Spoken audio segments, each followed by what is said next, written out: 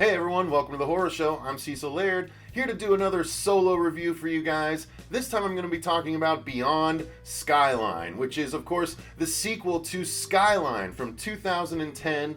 That was, at the time, sort of a both loved and loathed alien movie. It was made by, I think, two guys that did it by themselves on their own computer. They went out and shot with the actors that they had access to, and then they went and put in all the effects themselves after the fact. And it ended up, I think, making an entertaining alien invasion film. The big money shot that I remember from the trailer was at the end. It showed the giant sort of tractor beam bringing all of these people, like thousands of people up, and you hear all these screams as the camera slowly moves in closer on it, and then it cuts to the title. So Skyline had my interest back then. It also starred two people that I enjoyed. It starred Eric Balfour, who went on to play on Haven for almost the entire series, as well as Donald Faison from Scrubs. They play a couple of guys that are hanging out. They have a really late night partying with friends in one of their apartments on this, in this high-rise apartment building, and suddenly all of these blue lights start crashing to the ground, and these alien creatures start attacking and taking humans and killing some and taking some and all this stuff. And if you look into the blue light, then their eyes start to crackle and turn black, and you start to go towards the light. So it has this whole setup. And Beyond Skyline, essentially the reason I'm going as much into Skyline as I am is because it ended with this cliffhanger where the main character got taken up into the mothership, and his brain got taken out and put into an alien sort of being, but his brain like short-circuited the wiring and has taken over, and so he was going to start fighting the aliens at the end of the movie.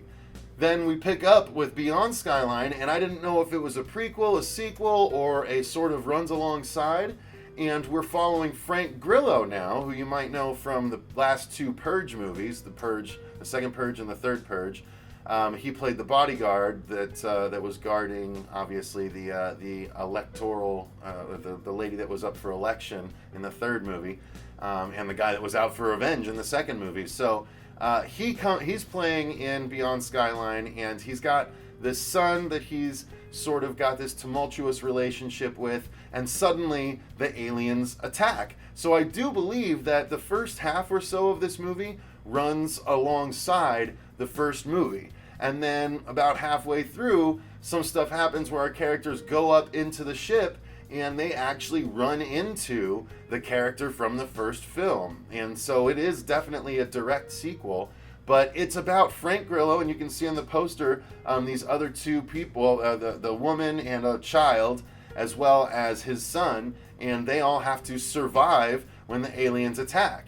And it's actually, it made for a pretty entertaining movie. I watched it on Netflix. It's currently available there. It dropped, I think, like a month and a half ago, and I just missed it.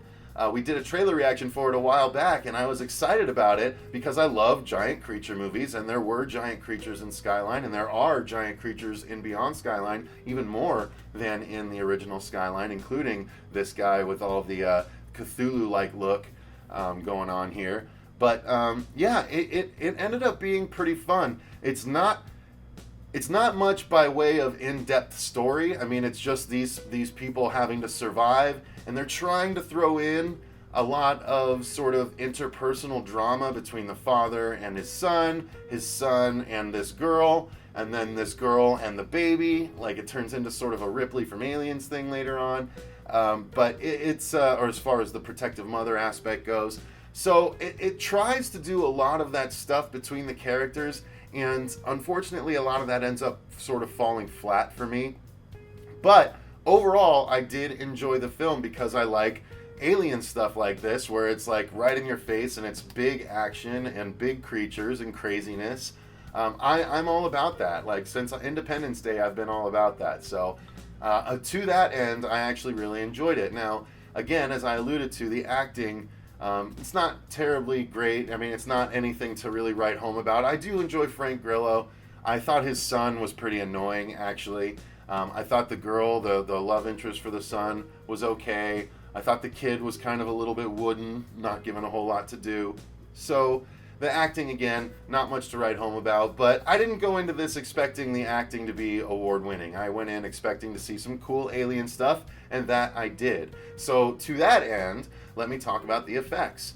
The aliens are super digital, like it's almost all CGI stuff, but I think it's serviceable. A lot of people will probably crap on it. I don't know. Maybe I just don't have as discerning an eye for CG as a lot of people do. Because I'll watch something and I'll be like, man, that looks really cool. And then I'll see a ton of people say, no, it looks garbage. The CG was horrible. And I'm like, really? I don't think it was that bad. But like, I'm remembering back to like the late 90s when it was emerging. And the fact that it looks as good as it does now compared to that, like I'm not comparing this year to last year. I'm comparing this year to like 20 years ago. And so I'm almost always happy with the way CG looks nowadays. So again, I say that all as a precursor to say I enjoyed the CG in this. I enjoyed the effects in this. I thought it looked good. There might have been a time or two where I was like, eh. But overall, I really enjoyed the look of all the creatures. I thought they all looked rendered out well enough. So I really dug on the effects in this. The guns were okay. The fighting was kind of interesting because there were not human-sized, like larger than human size, like 8 foot tall creatures that looked like almost like the new Robbie the Robot in the new Netflix Robinson family thing, Lost in Space. There we go. That robot looks really awesome, and it's larger than a human, but not crazy large. So this is sort of the same thing. There's some aliens that they fight that look like they must be practical, but I'm not sure quite how they achieve it. I think they just must digitally remove the legs like they did in some other stuff, like in Pan's Labyrinth and things like that. So I don't know. That stuff was cool to me. I dug seeing that because it lent to, the world and the suspension of disbelief. So I dug on the effects on this one. I kind of did. So, I mean, outside of that, the sound design was pretty cool. I mean, I didn't watch it with, surround sound and stuff because it's just, I need a new system, quite frankly. So it was old school stereo sounds, but I really enjoyed it nonetheless. The music, though, I don't remember anything in particular about the music. So this movie, again, it's more for if you like aliens and big, sort of crazy, special effects, the action, and I do, and I did. So there you go. That's as clean a review as I can give you guys. If you enjoy that kind of thing and you want to see the story from the first one continue, although this story is a little bit weird. There are some abrupt things that happen along the way where you're like, whoa, they just did that? Okay. And then wait, now they're doing this, and oh, this is... Again, we're getting into contrived territory, but okay, I'll roll with you. So there's a little bit of that and stuff, but again, that's not why you're watching the movie.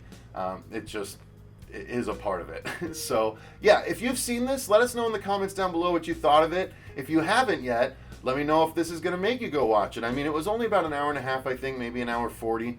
I can't really recall that particular point, but I don't remember it being really long, so I don't think it's a terrible amount of investment of your time. So check it out, and if you do so, come back and let me know what you thought. Thanks very much for watching. I've been Cecil Laird, and remember, stay scared.